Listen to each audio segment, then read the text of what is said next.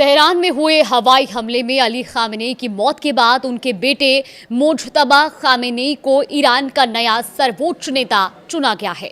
नमस्कार, आप देख रहे हैं न्यूज़ 18 का डिजिटल प्लेटफॉर्म और मैं हूं आपके साथ जागृति खंतवाल। ईरान के सर्वोच्च नेता अली खामेनेई की हवाई हमले में मौत हो गई और इसके बाद उनके बेटे मुज्तबा खामेनेई को देश का नया सर्वोच्च नेता चुन लिया गया है।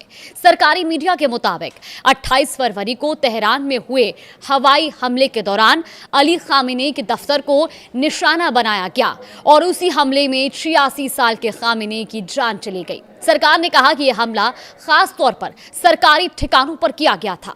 इस घटना के बाद ईरान में 40 दिन के राष्ट्रीय शोक का ऐलान किया गया और साथ ही 7 दिन सार्वजनिक छुट्टी भी घोषित की गई। देश भर में सुरक्षा बढ़ा दी गई है। बड़े शहरों और सरकारी इमारतों के बाहर अतिरिक्त सुरक्षा बल भी तैनात किए गए हैं। चलिए आपको बताते हैं कि आखिर मुज्तबा खामेनेई कौन है। दरअसल मुज्तबा खामेनेई का जन्म 1969 में मशहद शहर में हुआ था और उन्होंने धार्मिक माहौल में शिक्षा पाई। ईरान और इराक के युद्ध के आखिरी दौर में उन्होंने रेवोल्यूशनरी गार्ड में भी काम किया था और वो लंबे समय से अपने पिता के करीबी माने जाते थे। कहा जाता है कि वो पर्दे के पीछे रहकर कई बड़े फैसलों में भूमिका भी निभाते थे। हालांकि उन्होंने कभी कोई बड़ा सरकारी पद नहीं संभाला, लेकिन वो अपने पिता के भरोसेमंद सलाहकार थे।